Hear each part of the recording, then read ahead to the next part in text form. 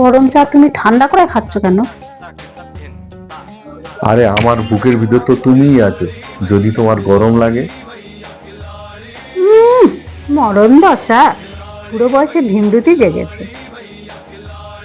জান, তুমি এমন বলছো কেন?